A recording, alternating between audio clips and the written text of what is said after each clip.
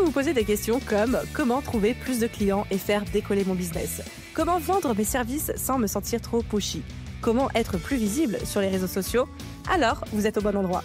Bienvenue dans le podcast Je peux pas, j'ai business. Je m'appelle Aline, je suis coach business diplômée depuis 2019 et ce podcast a été créé pour vous aider à développer le business de vos rêves, un épisode à la fois.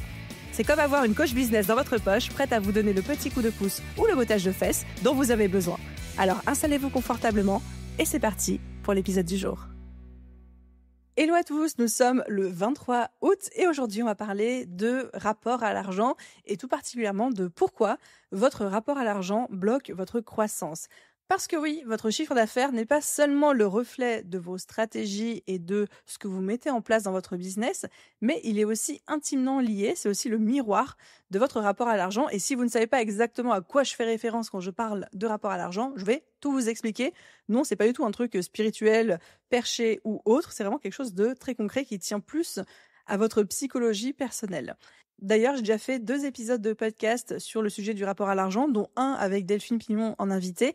Ces épisodes avaient cartonné, ils vous avaient énormément plu. Donc si c'est un sujet qui vous intéresse, que vous voulez aller creuser plus loin, au-delà de ce qu'on va dire aujourd'hui, je vous mettrai les liens en description de cet épisode de podcast.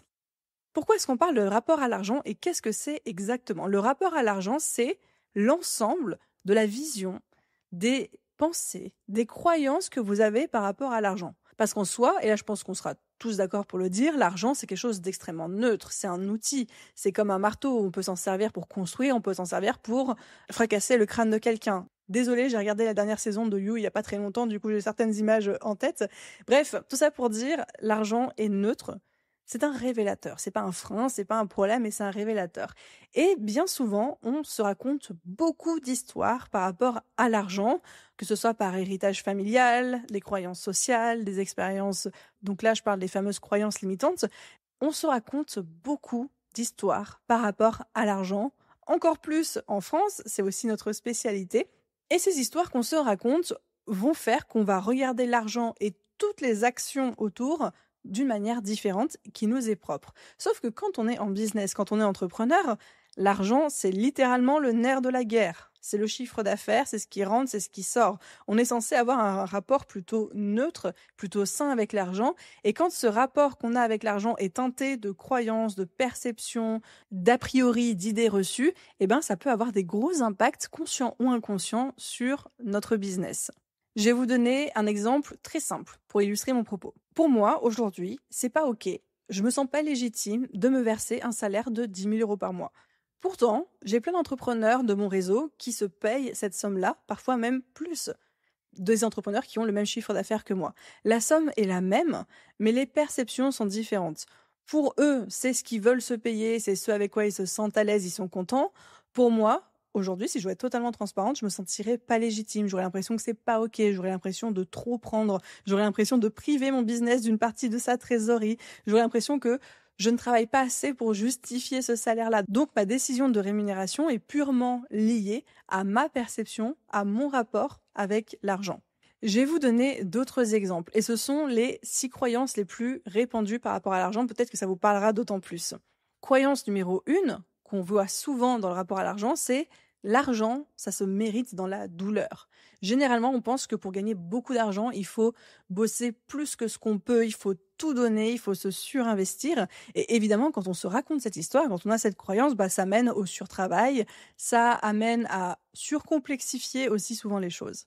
Deuxième croyance qu'on rencontre beaucoup par rapport à l'argent, c'est mes clients n'ont pas les moyens de se payer mon offre, mon tarif. Et du coup, ce qu'on fait quand on est dans cette croyance-là, on projette ses propres insécurités ou alors sa propre qualification de la valeur qu'on apportait à nos clients et on baisse automatiquement nos prix, consciemment ou inconsciemment. Là, on aurait pu peut-être facturer beaucoup plus cher. Troisième croyance répandue par rapport à l'argent, c'est plus je gagne, plus je perds. Plus je gagne de l'argent, plus je perds des amis, plus je perds l'amour. Plus je perds une certaine image sympa de moi, plus je perds peut-être certaines valeurs. Et ça peut mener aussi à de l'auto-sabotage. Parce que qui voudrait perdre l'amour, qui voudrait perdre ses amis, qui voudrait perdre le respect de sa famille, qui voudrait perdre l'image ou l'identité qui se raconte en gagnant plus d'argent ? Personne. Croyance numéro 4, l'argent va me changer de manière négative. Donc pourquoi en gagner en fait? Parce que si j'en gagne beaucoup, je vais changer, je vais devenir une personne peut-être pingre ou peut-être prétentieuse ou qui ne pense qu'à ça ou alors qui regarde les autres de haut. On rattache beaucoup de choses à l'image des gens qui gagnent beaucoup d'argent. On a tous des a priori qu'on projette sur eux. Croyance numéro 5, si je gagne de l'argent, c'est forcément que je l'ai pris à quelqu'un. Ça, c'est très français comme manière de penser. Je vais pas vous mentir, bien souvent, c'est notre éducation, c'est notre système qui nous renvoie aussi cette image du méchant capitaliste qui se fait de l'argent sur le dos de ses salariés. Si je gagne beaucoup d'argent, c'est forcément que je l'ai pris à quelqu'un, si possible de manière malhonnête et abusive, sinon c'est pas drôle. Et donc en fait, qui a envie de gagner de l'argent dans ces conditions-là? Croyance numéro 6, je ne mérite pas de gagner plus d'argent. Qui suis-je pour prétendre à plus? Qui suis-je pour vouloir être payé plus que X, plus que Y, pour vouloir gagner telle somme? Et en fait, l'ensemble de toutes ces croyances, et là je vous en ai cité 6, mais on pourrait continuer encore et encore, l'ensemble de toutes ces croyances, de tout ce que vous projetez sur l'argent qui rentre et l'argent qui sort de votre entreprise, va faire que vous allez consciemment ou inconsciemment mettre en place des actions qui vont, dans certains cas, saboter vos résultats ou jouer contre vous. Et l'idée pour moi avec cet épisode de podcast, c'est de vous aider à repérer qu'est-ce que vous vous racontez, c'est quoi les discours que vous tenez avec l'argent, où est-ce que potentiellement vous vous auto-sabotez, puis comment arrêter, parce que c'est quand même dommage. Et à titre d'exemple, j'ai vu des clientes qui refusaient d'augmenter leur prix alors qu'elles avaient des listes d'attente. Elles avaient plus de demandes qu'elles ne pouvaient engranger de clients. Elles avaient des listes d'attente pour leurs services et pourtant elles ne voulaient pas augmenter leurs tarifs, alors que moi, généralement, moi, ce que je vous dis, c'est que le premier signal qui vous montre que c'est le bon moment d'augmenter vos tarifs, c'est quand il y a plus de personnes qui sont intéressées par ce que vous avez à offrir que de disponibilité, de stock, de place ou de temps de votre côté. D'autres exemples qu'un mauvais rapport à l'argent peut déclencher dans votre business, c'est par exemple dans votre marketing, quand vous avez peur de vendre frontalement, parce qu'en fait, parler d'argent et vendre, c'est mal vu. Quand vous vous cachez derrière votre contenu gratuit parce que vous avez peur de vendre, peur de parler dessous, quand vous vous sous-tarifez, quand vous empilez les heures, les bonus inutiles, quand vous les surdélivrez parce que vous avez peur que votre client ne voit pas la valeur de votre offre et que du coup vous vous sentez obligé d'en mettre toujours plus. Quand vous avez du mal à investir aussi, que ce soit dans un outil, une formation, un mentor, un prestataire pour déléguer, qui pourtant vous libérerait 20 heures par mois, en fait c'est aussi un rapport à l'argent, c'est votre vision de ce qu'est cet investissement. Quand vous faites une obsession sur les petites dépenses des outils, par exemple à 10 € sans prendre en compte les grosses pertes que vous générez malgré vous, quand je dis grosses pertes que vous générez malgré vous, ça peut être par exemple des semaines passées entières sur un projet pas rentable, ou tout le temps que vous procrastinez sur certaines tâches au lieu d'avancer sur les tâches importantes. Finalement, c'est l'argent que vous perdez parce que vous n'êtes pas en train de générer des résultats dans votre business ou de travailler sur ce qui compte vraiment et pourtant, ça, vous ne le voyez pas ou alors pas toujours. Ou encore, un exemple que je vois souvent, c'est les personnes qui ont un mauvais suivi ou une mauvaise connaissance des finances de leur entreprise, les entrées, les sorties, les dépenses.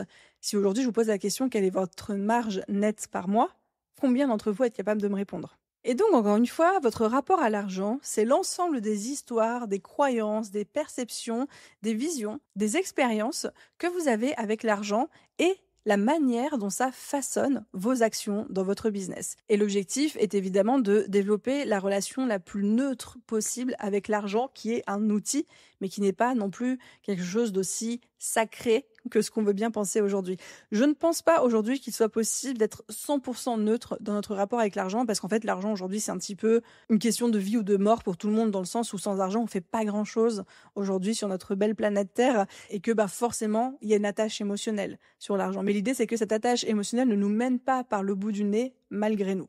Donc, comment on fait quand on se rend compte que on a besoin de travailler notre rapport à l'argent, on a besoin d'être plus détendu, plus neutre, plus chill par rapport à l'argent de notre business, parce que, avec ce que je vous ai dit, vous dites peut-être que consciemment ou inconsciemment, il y a un truc à y travailler, parce que j'ai l'impression que peut-être je serais un petit peu en train de m'auto-saboter. Étape numéro 1, ce qu'on va d'abord faire, c'est identifier c'est quoi nos croyances par rapport à l'argent. Et je vous l'ai dit, on en a tous. Je vous ai cité mon exemple personnel de j'ai pas le droit de me payer 10 000 € par mois. Je pourrais vous en citer plein d'autres.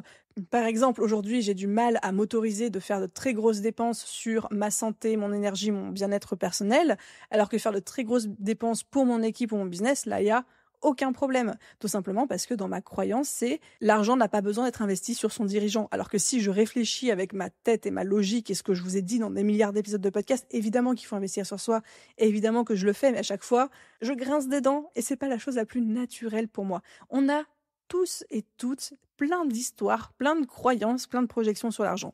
La première étape, c'est de les identifier. Notez les phrases automatiques qui vous reviennent en tête. C'est trop cher, ça vaut pas cette valeur. Non, je ne peux pas demander autant. Mais pour qui elle se prend de pratiquer ces tarifs-là? Et puis lui, c'est trop une arnaque parce qu'il ose vendre à ce tarif-là. Peut-être que plus tard, j'aurai besoin de cet outil, mais aujourd'hui, non, mon business n'est pas assez gros pour justifier cette dépense. Que ça vous concerne ou que ça concerne un jugement que vous portez sur un objet, une autre offre, service dans un autre business, notez toutes les petites phrases automatiques qui vous viennent tout de suite en tête. Deuxième chose que vous pouvez faire aussi pour identifier vos croyances par rapport à l'argent, ce serait de noter 3 phrases que vous avez entendues dans votre enfance. Et pour la petite histoire, moi, une des phrases que j'ai beaucoup entendues, qui va faire sens avec ce que je vous ai dit précédemment, c'est « l'argent est là pour aider les autres ». T'as pas le droit de le dépenser pour toi, mais il est là pour aider les autres. Ma mère, quand j'ai fait mon premier million avec The Bee Boost, j'ai appelé mes parents en leur disant « Papa, maman, je viens de faire mon premier million d'euros de chiffre d'affaires, j'étais trop contente. » Mon père il était en mode « Ouais, ma fille, vas-y, c'est trop bien, trop contente pour toi, etc. » Ma mère, première chose qu'elle m'a dit, c'est « Comment tu vas utiliser cet argent pour aider ceux qui en ont le plus besoin ?»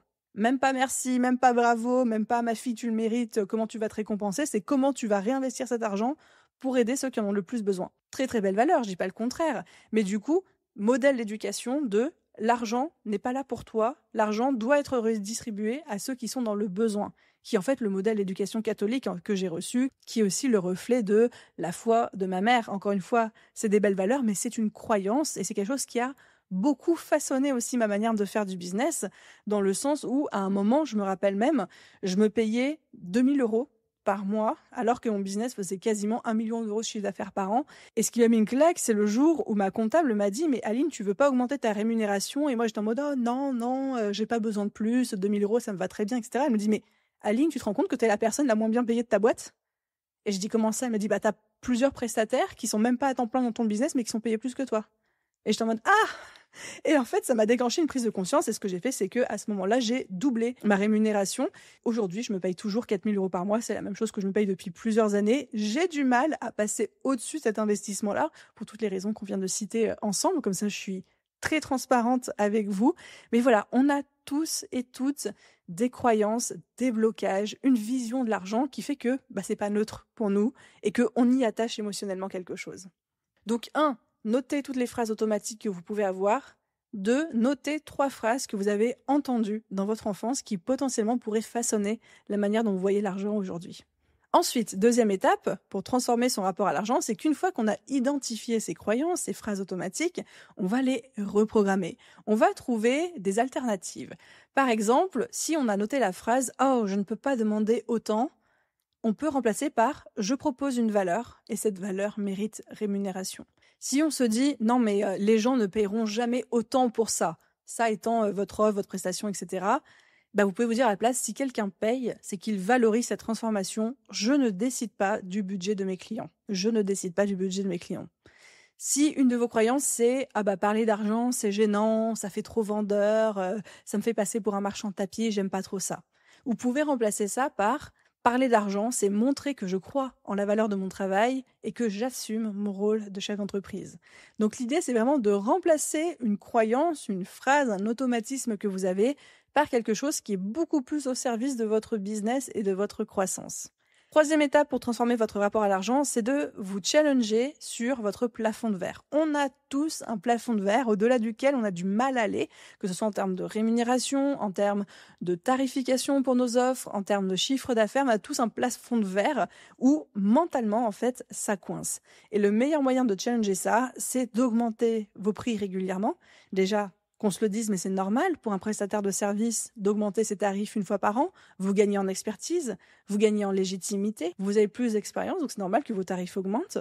Autre manière de vous challenger sur vos plafonds de verre, c'est d'investir dans quelque chose qui vous fait peur, d'apprendre à parler d'argent sans tabou, d'oser afficher par exemple vos tarifs sur votre site internet, ou bien même de vous entourer de personnes pour qui votre plafond de verre, pour eux, c'est une miette de pain. Et si j'ai appris une chose de ces dernières années de travail aussi sur mon rapport à l'argent, c'est que en fait, le sentiment de libération vient toujours après l'inconfort. Et ça, c'est valable pour n'importe quelle croyance, n'importe quel travail que vous faites sur votre état d'esprit, votre développement personnel, votre leadership, c'est que d'abord, il y a l'inconfort. Toujours, il y a l'inconfort et ensuite, il y a la libération. Ensuite, ça devient normal. Ensuite, ça devient habituel, quotidien, sain, neutre. Mais il y a toujours un passage d'inconfort avant. C'est pour ça qu'il y a beaucoup de gens qui font pas le travail. Voilà sur ce que je peux vous dire par rapport au rapport à l'argent. J'avais envie de faire un épisode de podcast relativement court, hein. C'est encore les vacances, c'est encore le mois d'août. Mais encore une fois, si vous avez envie de creuser, si vous avez envie qu'on en parle encore plus en détail avec des exemples, des chiffres, que ce soit les miens, ceux de mon entreprise ou des exemples externes, je vous mets le lien de 2 épisodes de podcast en rapport à ça. Le premier, c'est l'interview que j'ai faite avec Delphine Pignon, qui est une experte en relation à l'argent. Le second épisode de podcast, c'est un où vous et moi, on parle argent à cœur ouvert, où je vous dis tout, mon historique par rapport à l'argent, c'est quoi mes blocages actuels, c'est quoi mes chiffres, comment je me rémunère, pourquoi. Et à travers mon expérience personnelle, eh bien, on travaille sur le rapport à l'argent, sur qu'est-ce qu'on peut améliorer, comment est-ce que j'envisage les choses, etc. Encore une fois, tout est dans description. Merci de m'avoir écouté jusqu'au bout. J'ai hâte de savoir, vous, c'est quoi votre rapport à l'argent? Comment vous le jaugez? Est-ce que vous pensez que vous avez besoin de travailler dessus ou pas? N'hésitez pas à me le dire en commentaire, j'ai hâte de vous lire. Et à vous tous, je vous souhaite une merveilleuse journée, soirée, après-midi, nuit, où que vous soyez. Et je vous dis à très vite dans un prochain épisode. Bye tout le monde!